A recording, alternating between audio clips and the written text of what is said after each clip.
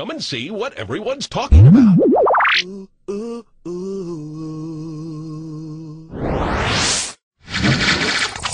Bismillah, alhamdulillah, assalamu alaikum, peace be unto you. Welcome to the Deen Show. Today on the Deen Show we got Joshua Evans. We're going into part 2. He's a former Christian youth minister who accepted Islam years back. And today he's on the Deen Show continuing, letting us know his story, his road to Islam, being one who went from studying the Bible in depth to questioning it, to leaving Christianity, to becoming a Muslim, one who submits and surrenders to one God, alone without any partners. Let's bring him on out to continue on. If you haven't seen part 1, it's on the deenshow.com website. You can go there, check out the first part. Today we're going on part 2, why Joshua Evans accepted Islam. We'll be right back. Never be too cautious. Hey! Man, I'm really sorry. Can I get you another drink? Hey! What up, player? Man, you just got it all over my pants and my shoes, man. Man, I'm real sorry, man. Let me get you another cup. Man, I don't want another cup. You gotta watch where you're walking, man. Man, I'm sorry. I don't want any problems. I'm gonna get out of here, okay? Where you gonna go? Man, please get your hands off me. What you gonna do about it? You gonna do about it? I've had enough of your... Ah!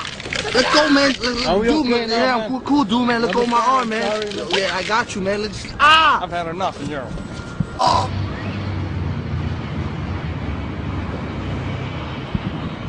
One can never be too cautious.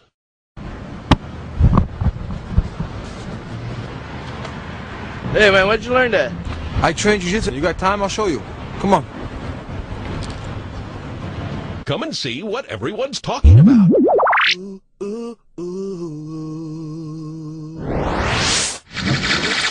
Walaikum salam. All right, let's continue on with your story.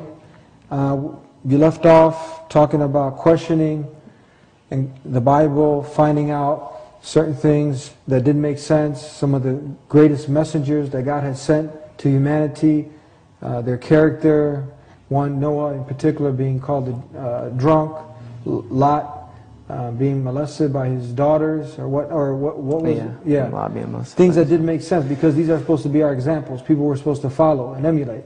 So it didn't make sense to questioning the Trinity and other things in the Bible, going to your higher-ups. Let's continue on from here. Yeah, basically, you know, based on reading the Bible and seeing all these stories that didn't make sense to me, not only that, but the textual contradictions of the Bible. You know, there's thousands of them. You know, and if you read the Hebrew, you can very clearly see, when you look at the layout of the Hebrew text, there's parts where it sounds so beautiful. You know, where you could tell this comes from a higher power. You know, this person who's speaking here is someone not human. And then you'll get to a part that sounds like a 4th grader speaking. You know, like broken Hebrew, like slang Hebrew. So you know, it goes back to all of these things that make sense to me.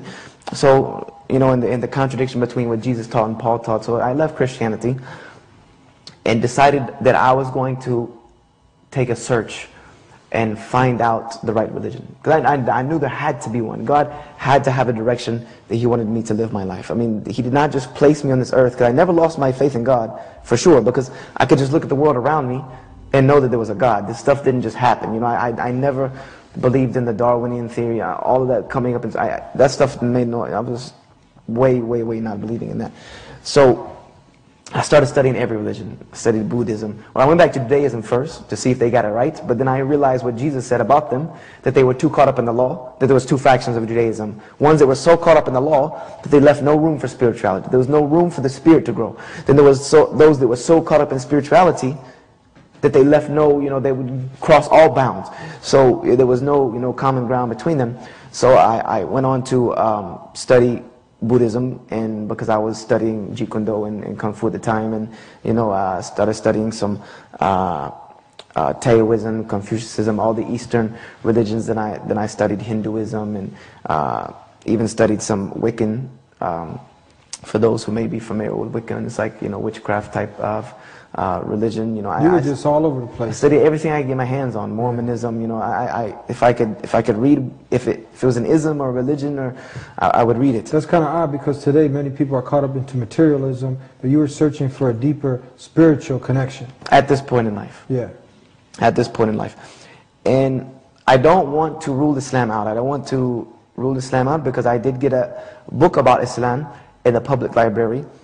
And this book was written by an Orientalist, I know now. At the time I didn't know. Orientalist meaning?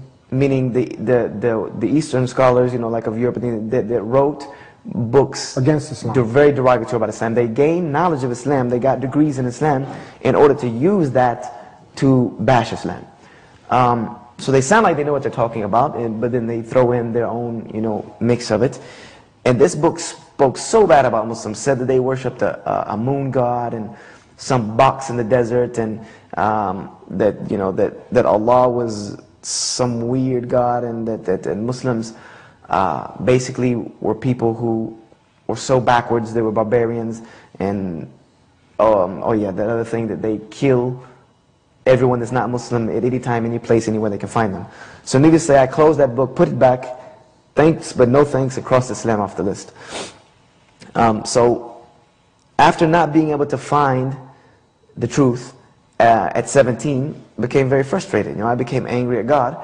And at 17, this was just the ripe age when all my friends were getting into the parties in high school. I was a junior in high school, getting into the parties. I went into the party scene and got into the life, the street life, as they say. And I was the type of person that I'm a perfectionist at heart.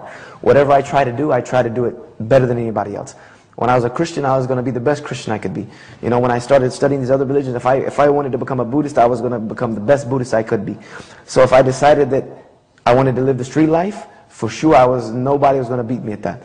So I went very headlong into it, getting in fights, every other night, going out 3, 4 in the morning, getting kicked out of school. My grandmother's flipping out. She's like, not understanding what happened. I like a whole 180-degree turn here. And all of this stuff led me down a very bad road, I wasn't happy with my life, but I didn't have anything else, When people would ask me, why are you doing it? I'm like, what else, Show me something else. What else is there? Because you couldn't, I was of the opinion, what are you going to bring me? I've already studied everything. There's nothing out there that makes any sense. You felt like you really had no purpose. You had to create your own purpose. I had to make my own purpose. I was going to create my own way in life. And if that means doing whatever I felt like doing, whenever I felt like doing it, then that's what I was going to do. So now you started to live according to your desires. My desires. I became my own God, in a sense. The only person I cared about pleasing was me. Which many people, that's how they're living today. Yeah, and I would even have times when I would feel bad, in anger, tell God, look, you made me like this. I looked for you, I can't find you. And my grandma the whole time was telling me, that God is there, He's there, you just haven't looked in the right place yet. My grandmother was a person of great wisdom. So she was telling me that God is there, you just haven't looked in the right place yet. So as I was getting in this trouble, there were 2 incidences, living this life that made me turn around and say, look, you need to do some more research in this thing. The first incident was, I got into a car accident with a friend of mine. We were on the way back from a party at Clemson University in South Carolina. And just so happens I decided to put my seatbelt on, which was something I never did, because I was of the opinion if I'm going to die, I'm going to die. And when it's your time, So I didn't wear a seatbelt. So when we got in the car, I was tired. We both had a little too much to drink. I said, let's put on our seatbelt, man, because you're tired, you're driving. I don't trust you. I don't trust me to drive. So we were doing about, probably about 60, 70 miles an hour on the interstate. And I was asleep. And I remember a jostling motion of waking up to seeing the concrete come at my face. And glass smashing, and then all, flipping, and boom, boom, boom, just commotion. Needless to say, we flipped the car 6.5, 7.5 times, Who's counting? It's not like anybody was really counting.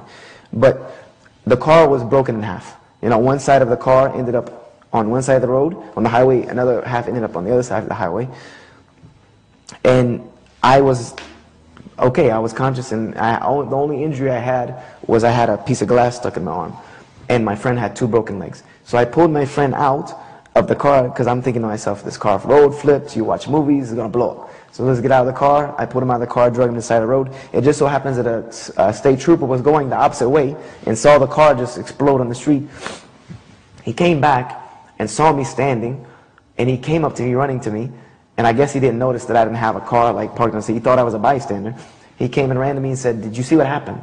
You know, did you see the car? Did you see what happened?" And I looked at him, I was like, "Yeah, I was in the car. Look," and you know, I had blood all down my arm. And you know how they say you like see the blood drain from somebody's face? I saw it. Like literally he turned pale white.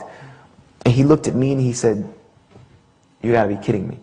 He said, "Because I've already called not only the response team, but the coroner. From what I saw of this wreck, I've already called the coroner, just in case, you know, because this is a wreck people don't live from." He said, and he took me and showed me the car. The next day after they bought the car, the impound lady, he took us. He came to our house the next day, took us. And he looked at us because he was a man of God. He said, "Boys, you need to realize God has a purpose for your life."